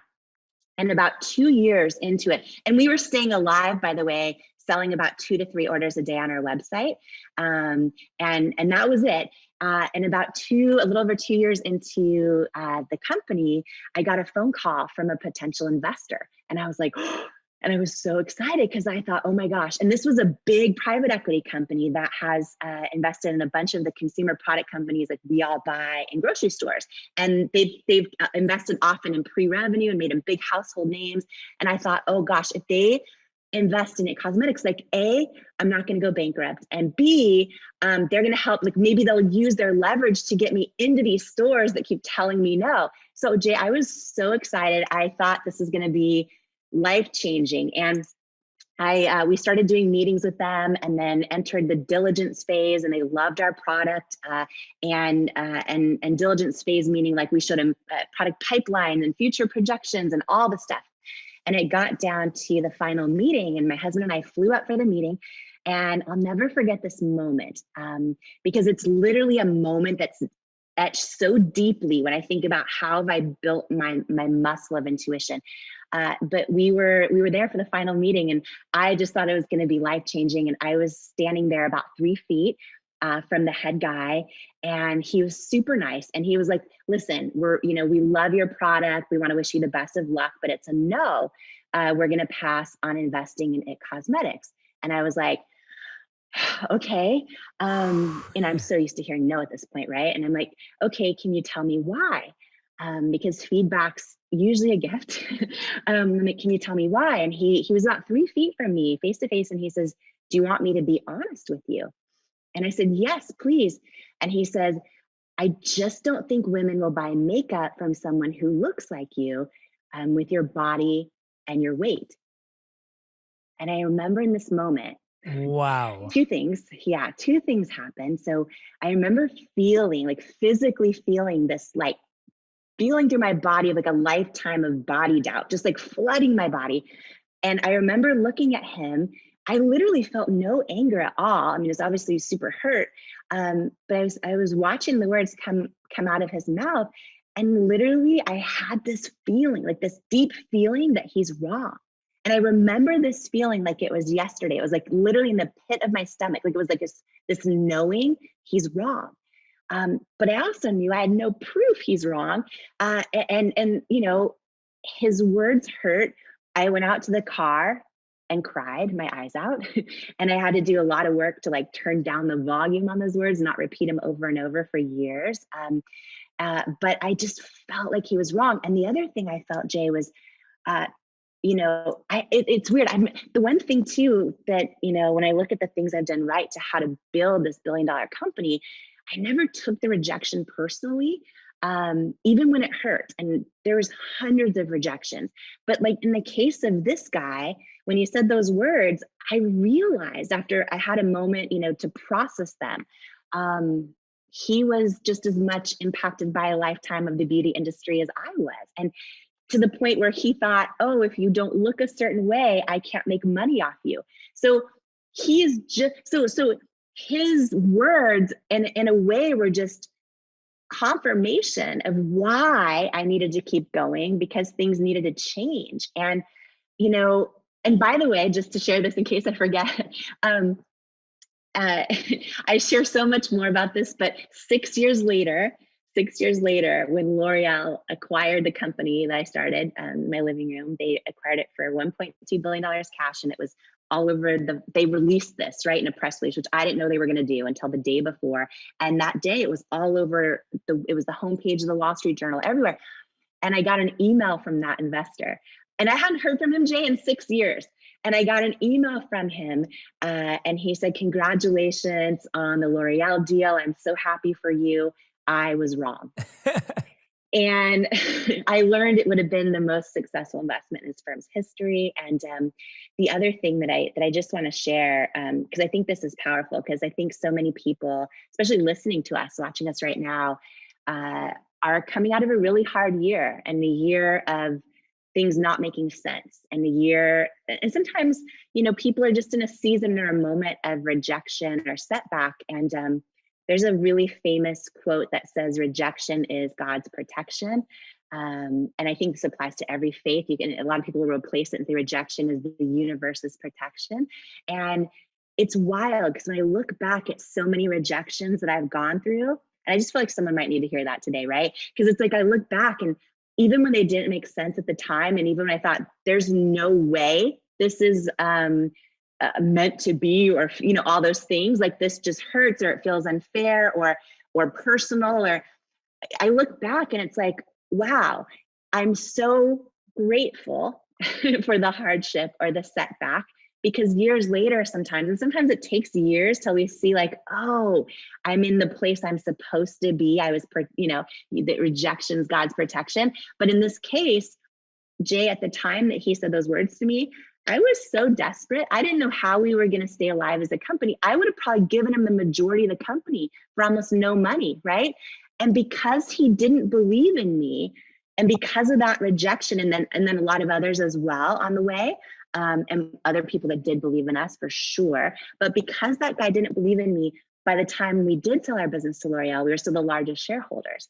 So it's like, wow. Yeah. It's like, I always thank God, not just for the open doors, but for the closed doors. Absolutely. And just having that trust in it, right? Absolutely.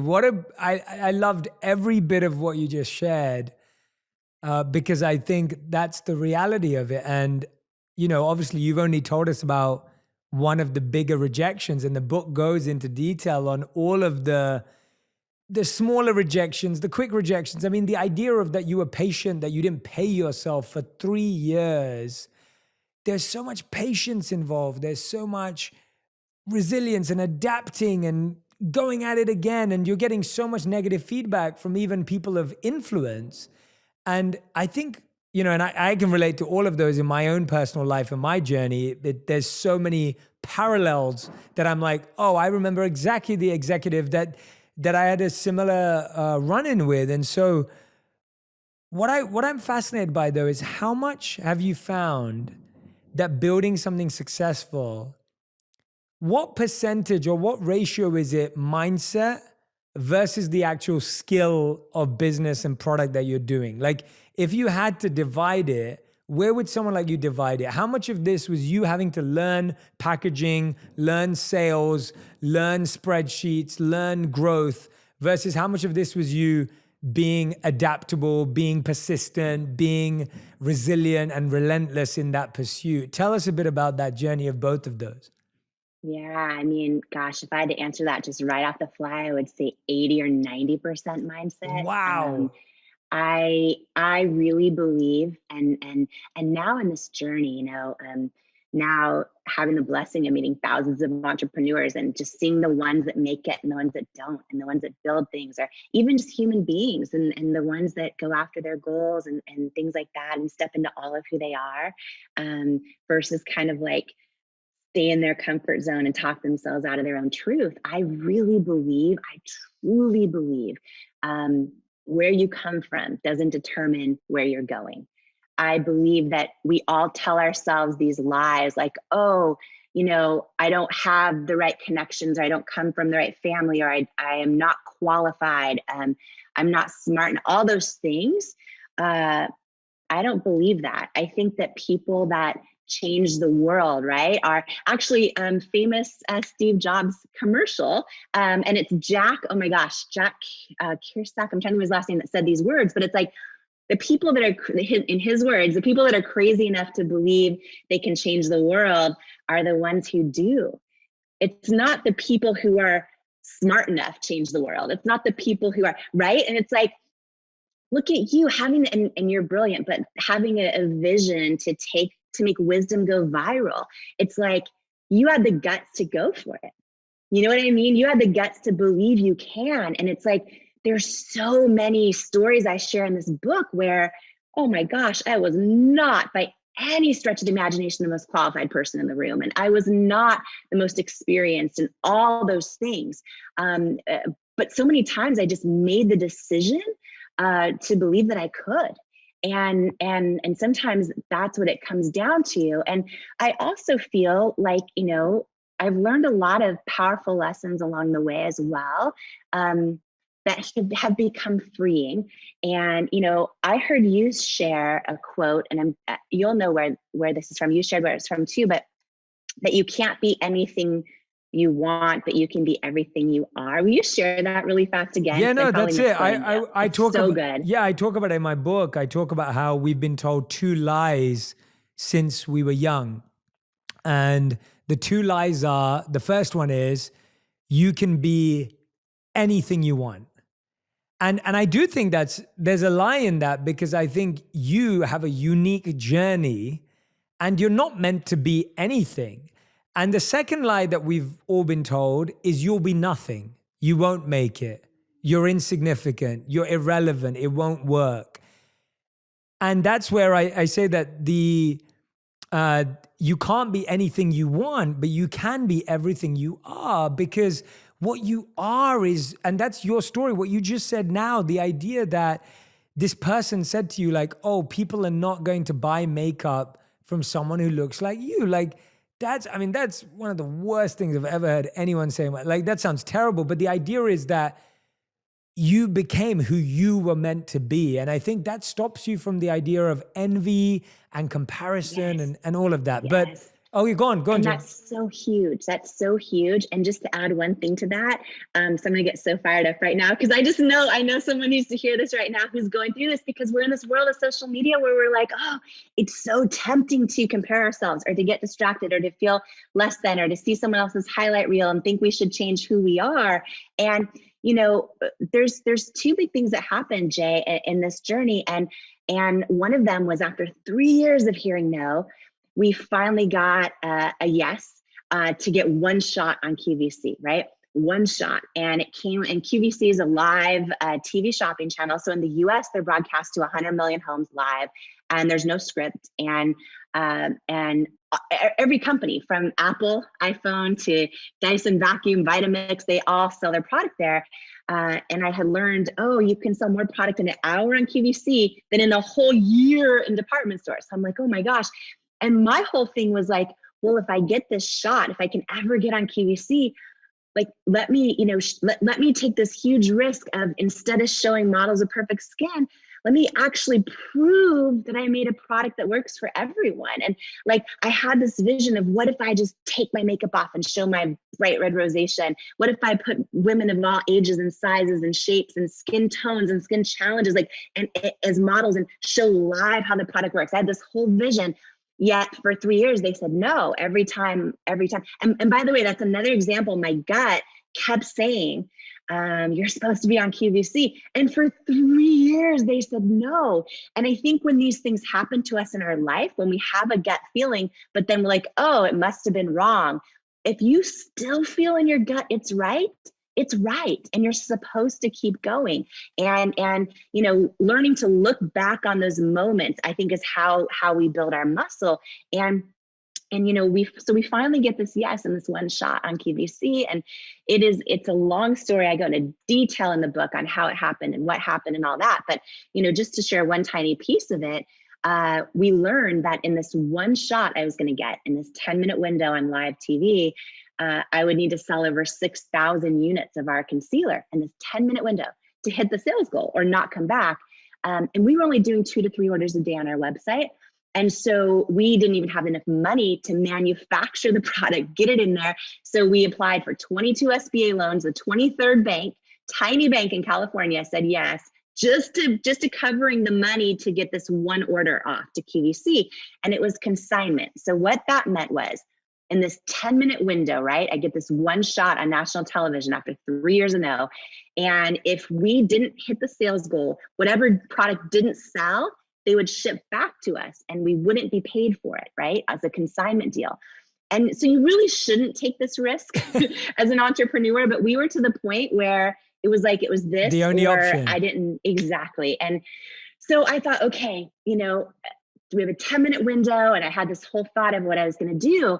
And we used some of the loan money to hire third-party consultants that help so many people sell their product on TV. And they really, truly do help so many people. And then I was faced with this dilemma, though, because what they all told me was, okay, Jamie, like, if you want a shot at succeeding, which most people fail on QVC after one chance, if you want a shot at succeeding, here's what you need to do. And they told me exactly what to do, which was to cast all models that were in their early 20s, perfect skin. And I'm like, okay, but that's not why I made this business. And that's not why I made this product. And you can't fake authenticity. So if I go out there live on TV and I'm like, it'll create a barrier of disconnection with me and the customer. So I knew all those things, Jay, yet I was like, oh my gosh, I get one shot. I don't like, what do I do? And I couldn't try it both ways. And I flew out to QVC a week early before this one shot on air, and they're in Pennsylvania. So they're about 30 minutes west of Philly.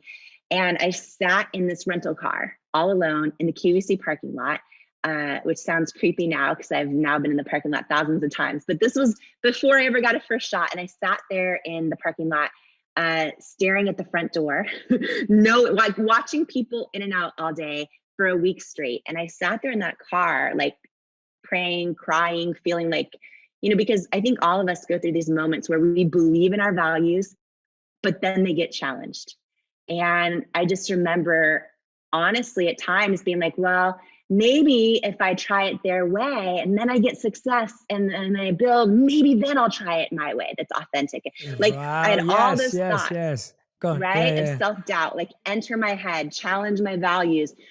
And I'll never forget, there was one moment in that car where I just imagined like, okay, if I have one shot, like what do I want to stand for at the end of the day? And I imagined like who that person was turning on their television. And I don't know why, but I kept imagining like a single mom folding laundry who had like forgotten, like was too busy to remember that she mattered and that she's beautiful.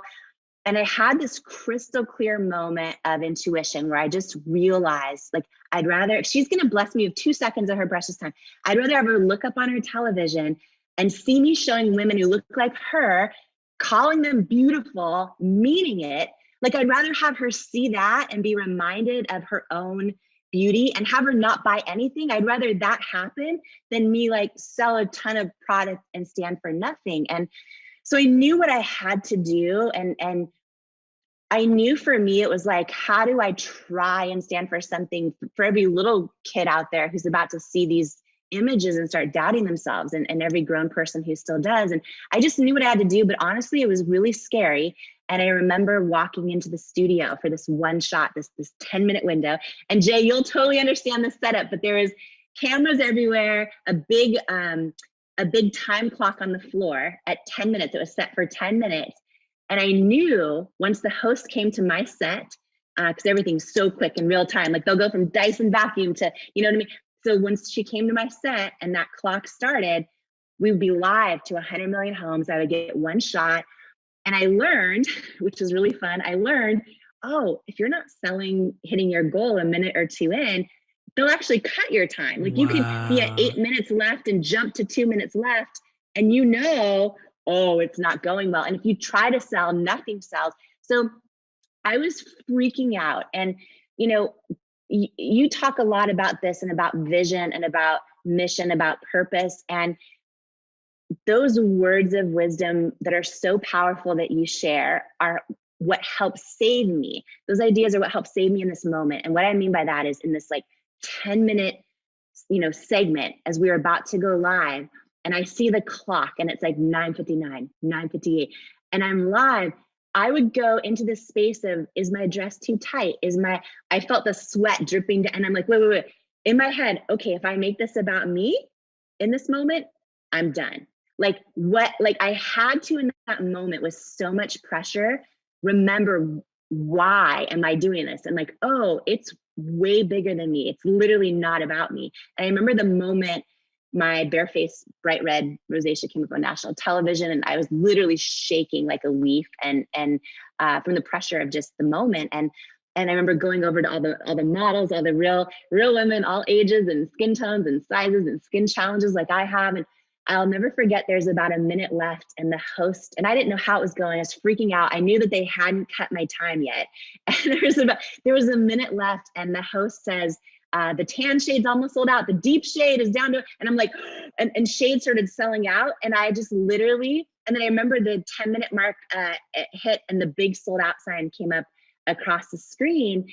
And I started crying on national TV, and my husband comes running through the double doors of the studio, and I'm like, real women have spoken. And he's like, we're not going bankrupt. And you've met my husband, so you can probably imagine him doing that. So we're not going bankrupt. And that one airing, Jay, this was after 3 years of no, right? And that one airing, which was September of 2010, turned into 5 airings and 101 airings the next year. And then I did 250 live shows a year for 8 years. And we built the largest beauty brand in QVC's history. And it is right now, as you and I are talking, it is right now to this day. And the only reason I share that is because it was 3 years of no. And like, somebody in your audience needs to hear this today, that like, no one can tell you you're not the right fit.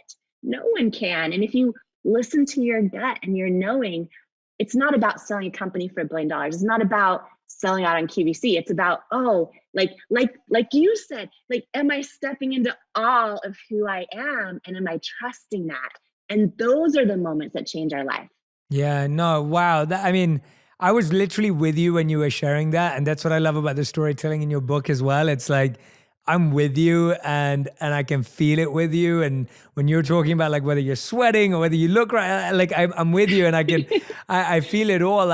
You know what I love about what you've just shared is that it convinces me and gives me more confidence and faith in the idea that purpose is the only thing that can let someone win. Because what you were just sharing with us is you had to make it not about you. It was about the people who are struggling with this skin condition. It was about the people that are not being welcomed onto ads and not welcomed into magazines and not welcomed because of the judgment that society had at the time. Like, and you were doing it before. Like, I feel like a lot of these topics are being talked about today.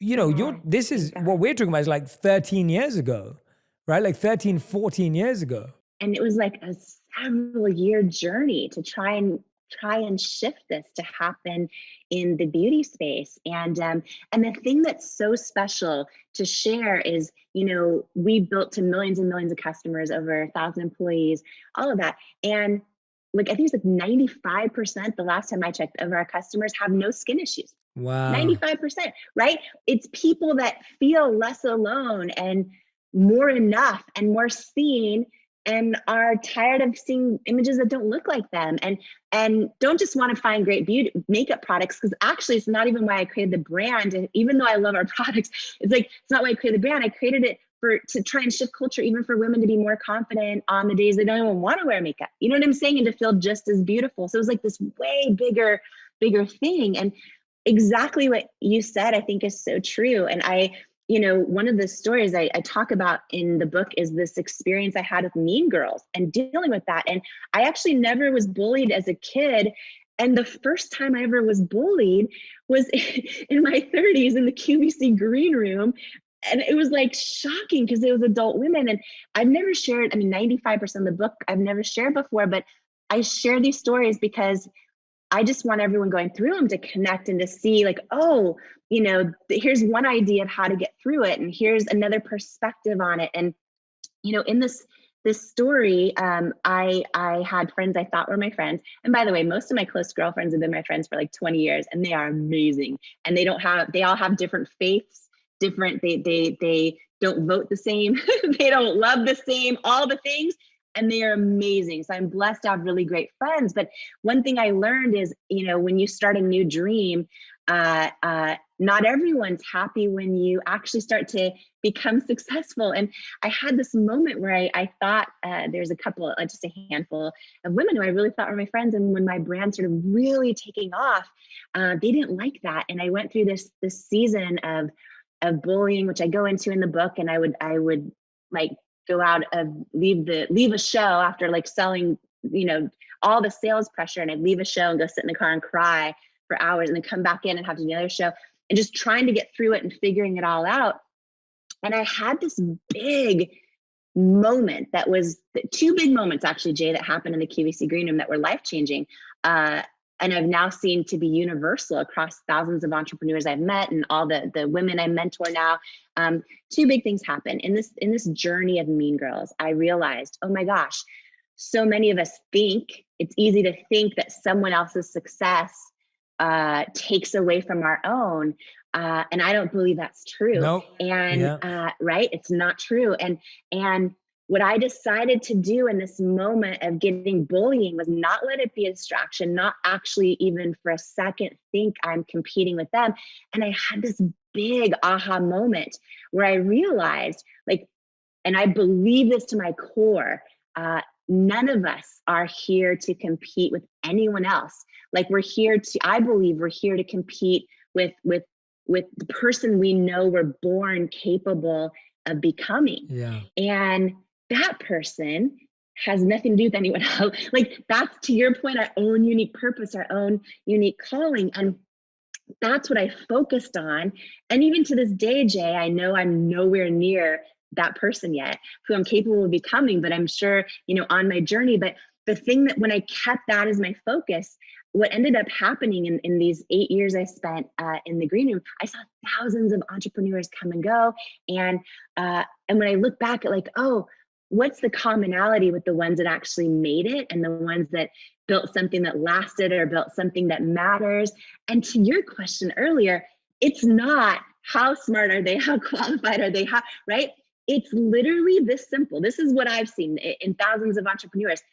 The ones that were the same on air live, selling to customers, which is a form of connection, right? But as they are in the green room, the people that had that alignment were the same, for better or worse. Some are quirky and crazy and funny, and some are not very, but like the ones that were authentically themselves on camera, same as in the green room, those are the ones that last, right? And the whole idea, right? Because you know all of the research out there that you can't, like it's impossible to have a real human connection unless you fully show up authentically as yourself. And so many people think, oh, I'm distracted by social media, I need to show up like somebody else, or this is working for someone else on their page or with their community, so let me try to show up that way because then I'll get more followers, or let me show up this way in the dating world. Whatever it is, we're literally putting a barrier up of disconnection when we show up as our representative.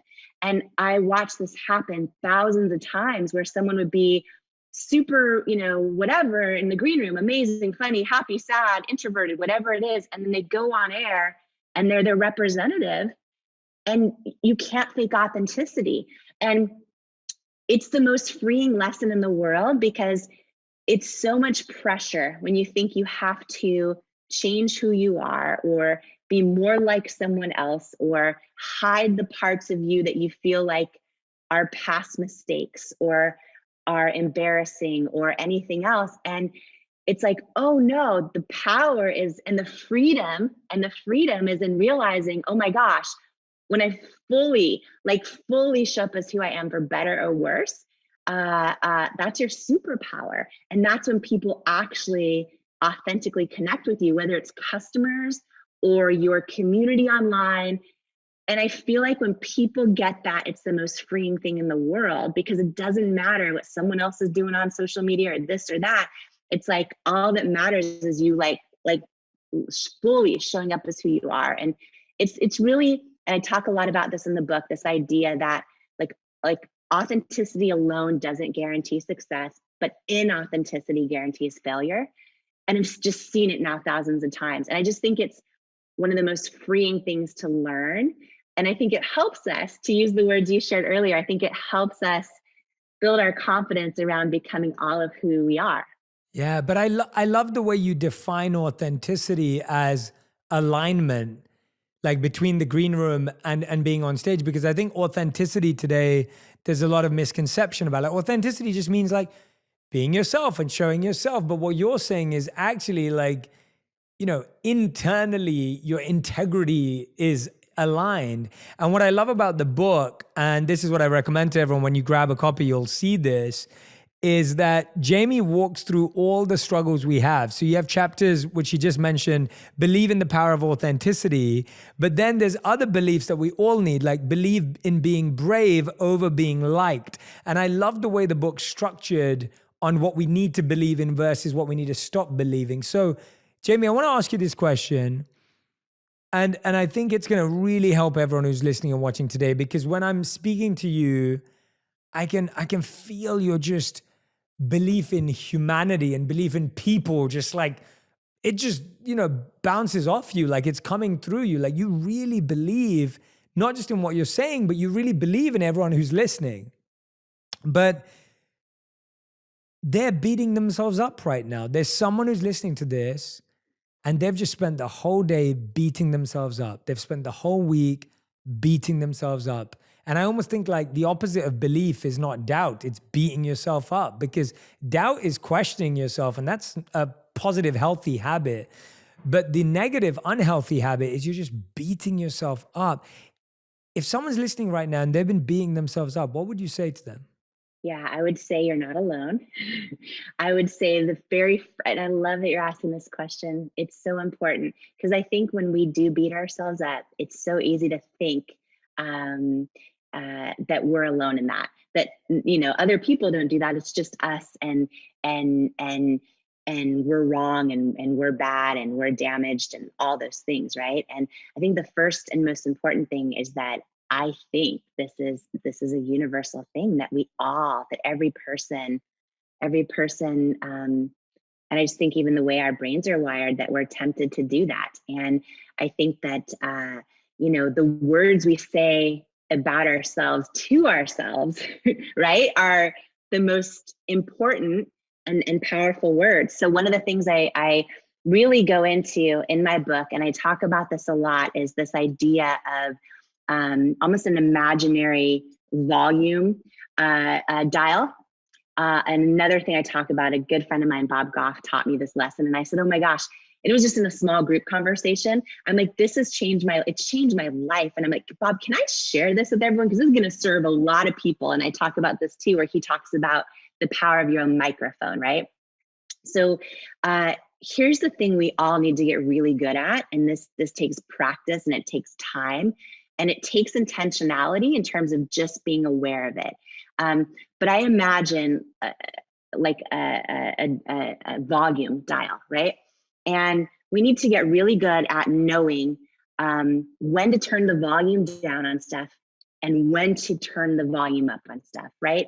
And for example, with the guy that said to me, no one will buy makeup from someone who looks like you. Or I could go into literally thousands of stories, Jay, about some of the rejections and some of the things that people said to me along the journey. And, even to this day, I mean, every one of us hops on social media, and it's so easy to see a great, beautiful, positive message. And it's just as easy to find someone saying something hurtful, right? So this is something that's a universal experience. And whether it's someone saying this on social media or it's us saying it to ourselves, we have to get really good at, and the way I do this, I literally imagine this imaginary volume dial where and still to this day, I still have thoughts of self-doubt that pop up about the most random things. And I'm now able to catch them. I literally imagine myself turning the volume down on them, and I instantly replace it with something positive that somebody said that I believe, I know it's true, but we're not built to remind ourselves of all the positive things about ourselves, right? We have to do it intentionally. And I share a story in the book of, well, first, I want to say too, about the microphone thing. A lot of us have friends and family around us that mean well and that we want to keep in our life because they've been in our life forever and all the things. But when we share our hopes or our dreams with them, or when we share our struggles with them, they say things often with a great intention that just aren't for us, that just lower our vibration, right? And one of the things I talk about that my friend Bob Goff shared, and I talk about this a lot in the book, is learning who to hand your own microphone to in life to speak into, and when you need to take that microphone back. And a lot of people struggle because maybe they watch a show and they have big, vision for the kind of life or the kind of health or the kind of love that they want in their life. But then they're sharing that and those thoughts and those ideas with people in their circle or in their family or in their home. And then instantly they feel their vibration get lower. Instantly they go back to that place of self-doubt. And so one big thing, and I talk about this a lot in Believe It, is, holding your own microphone. I imagine, for anyone listening and not watching this, imagine a news reporter who's holding a microphone and they hand it over to somebody to speak into, right, and give their story. And then they're able to take their microphone back. If you watch really seasoned TV news journalists, they never let go of their microphone because they know if you give it to someone who's giving you a firsthand account of something or other, that person will take that microphone and you have a hard time getting it back on live TV. That's right? such a good analogy. That's such a good analogy. But imagine in real life, every second, Jay, we're giving our microphone to someone else when we're letting them speak into our life, right? And sometimes it's like a friend at the gym, and sometimes it's, a family member. But we have to get really good at going, oh, when I'm struggling and when I, need someone to talk to, and I talk to this person, is this filling my soul? Is it helping me? If it's not, you have to take your microphone back from that person. You can still keep them in your life, but maybe you talk to them about like what happened on The Bachelor last night or whatever, but you don't talk to them about your struggles. And similarly, so many people I know watch your show and are inspired for their own purpose and their own sense of health and their own sense of peace. And, if you share these ideas, maybe with a partner, maybe it's your spouse or your boyfriend or girlfriend or significant other, whatever, they may not be on that same path of enlightenment and personal growth. And you might be so frustrated that you keep sharing it with them. And then you're just like, oh, and so listen, like, and then all you're doing is literally stealing your own joy and lowering your own vibration when you keep trying to do that. And so I've learned this lesson, and I think it's so powerful, of taking your microphone back. And similarly, why you and I talked, I think, for 14 hours, the first trip we were on, and Roddy and all the amazing people on that trip, is like, oh, you can feel when you're speaking into each other's microphone and your vibration's going higher. And people get it, and they're dreaming. And it's not that people tell you what they want to hear. They'll still call you out on your crap, but like, everyone has this vibration, right?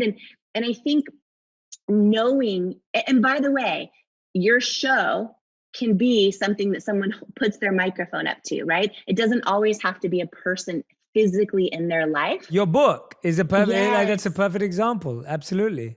Yeah, exactly. And so that is huge. And what I would say for people, really just struggling with that inner critic, is that I think it is a practice of identifying it. And for me, of course, I am the biggest proponent of therapy, and I'm the biggest proponent of personal growth and all of those things. And in my book, I share a lot of the tools that worked for me, because I think that, so many of us are in that spot, and that self-doubt takes over.